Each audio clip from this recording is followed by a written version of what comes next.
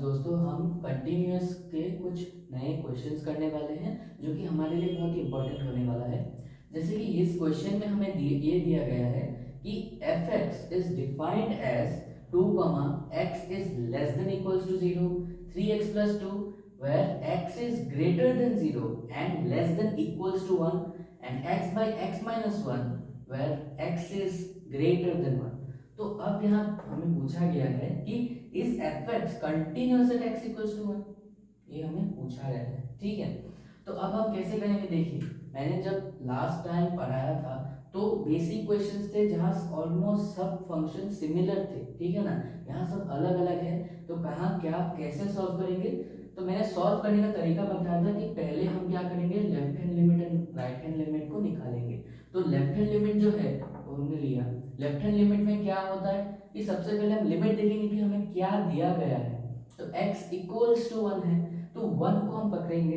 1 को पकड़ने के बाद देखेंगे कि लेफ्ट हैंड लिमिट का मतलब होता है, पहले तो हम लिख लेंगे लिमिट x टेंड्स टू 1, यहाँ माइनस। क्यों माइनस, क्योंकि उस रेंज के x को, उस रेंज के एक्सप्रेशन को हमें जानना है जो कि 1 से लेस देन है, ठीक है ना। देखिए x 1 से लेस देन किस जगह पे, देखिए यहाँ, यहाँ क्या है, x is less than equals to 1, तो लेस देन है, तो ये वाला फंक्शन जो है ये हमारा यहाँ आ जाएगा लेफ्ट हैंड लिमिट पे या लेफ्ट हैंड साइड पे।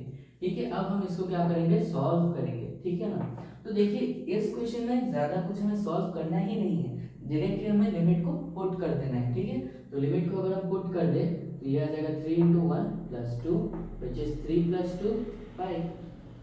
ठीक है, ये हो गया हमारा लेफ्ट हैंड लिमिट। फिर आ गया हमारा राइट हैंड लिमिट। ठीक है, तो राइट हैंड लिमिट में हमें क्या करना होता है, देखिए पहले लिख लेंगे limit x tends to 1 plus, यानी वो एक्सप्रेशन या वो फंक्शन जहां x इज ग्रेटर देन 1, तो x ग्रेटर देन 1 यहाँ है, तो इसका एक्सप्रेशन क्या है, ये है, ठीक है ना। तो ये आ गया x बाई एक्स माइनस 1। देखिए यहाँ भी हम कुछ सॉल्व नहीं कर सकते, तो हम डायरेक्टली जो लिमिट है वो पुट कर देंगे इन द नेक्स्ट स्टेप। तो नेक्स्ट स्टेप में अगर हम लिमिट को पुट करें 1 बाई 1 माइनस 1 जो कि आ रहा है 1 बाई 0।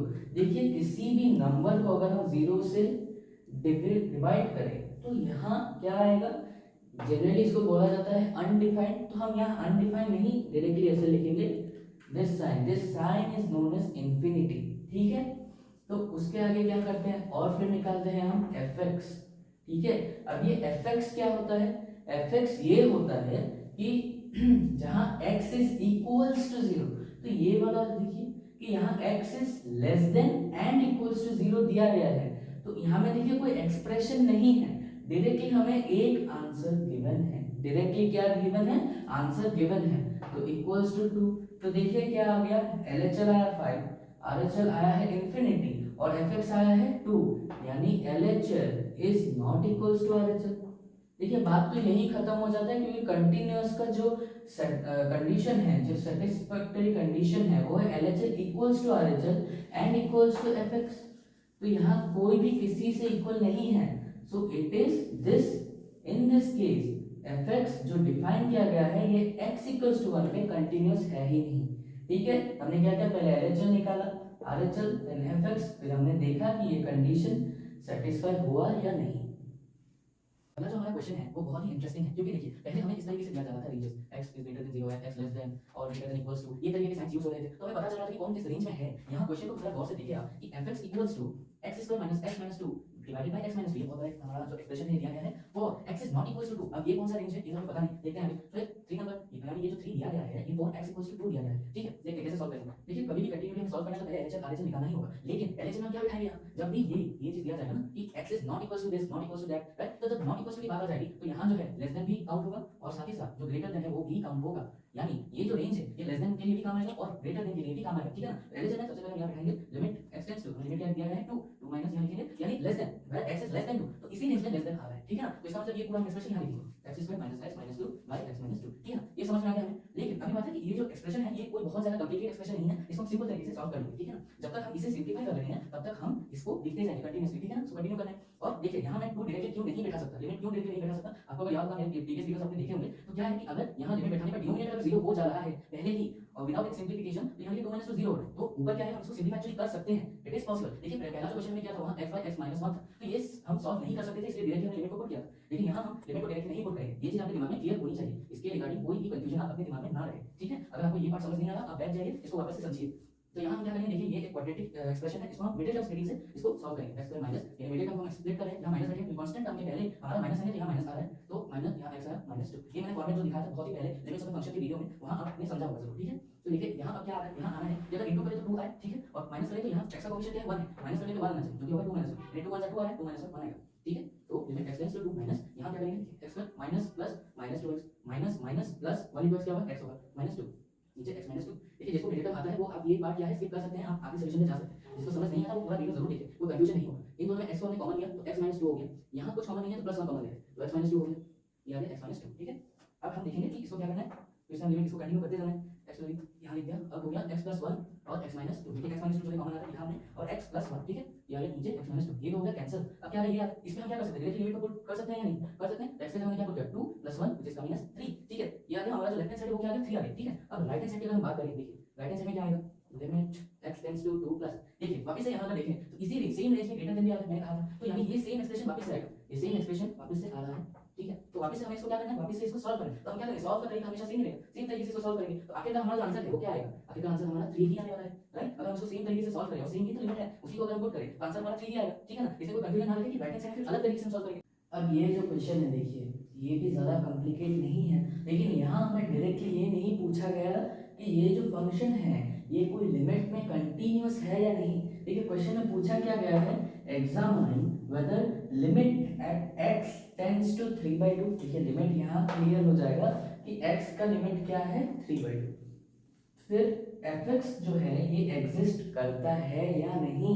ये जो एग्जिस्ट और नॉट का कंडीशन है ये होता है LHL इक्वल्स टू RHL, तभी एग्जिस्ट करता है, हमें ये चीज दिखाना है।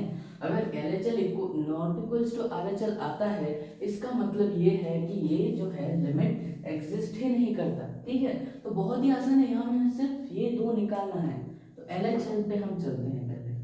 तो LHL जो है हम यहाँ फिर से क्या देखेंगे कि लिमिट जो है हमारा 3/2 है, तो x कहाँ 3/2 से लेस देन हो रहा है, तो x देखिए यहाँ पे जो है x माइनस 3/2 से लेस देन हो रहा है, साथ ही साथ यहाँ पे जो है x जो है यहाँ 3/2 से लेस देन हो रहा है, और यहाँ पे x जो है 3/2 से ग्रेटर देन हो रहा है, ठीक है ना।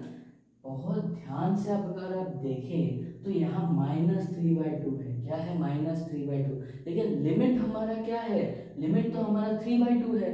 यहाँ कंफ्यूज ही ना हो, क्योंकि देखिए यहाँ क्या है जो x है यहाँ भी 3/2 से क्या है लेस देन, तो यहाँ देखिए कि कंफ्यूज बिल्कुल ही नहीं होना है कि -3/2 जो है उसको दिमाग से निकाल दें, क्योंकि जो लिमिट है वो पॉजिटिव 3/2 है। तो यहाँ ध्यान दें सिर्फ इसमें और इसमें, ठीक है ना, इस रेंज पे ध्यान ही मत दीजिए, ठीक है। तो 3/2 से यहाँ x लेस देन हो रहा है, यानी ये एक्सप्रेशन लेफ्ट हैंड लिमिट में आएगा हमारा, है कि नहीं।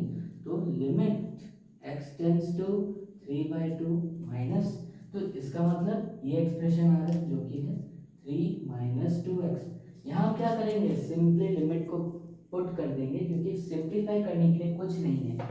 तो यहाँ 3 माइनस 2 इंटू एक्स की जगह क्या आएगा 3/2, तो यहाँ 2 और 2 कैंसिल, क्या बच गया 3 minus 3 which is equals to 0।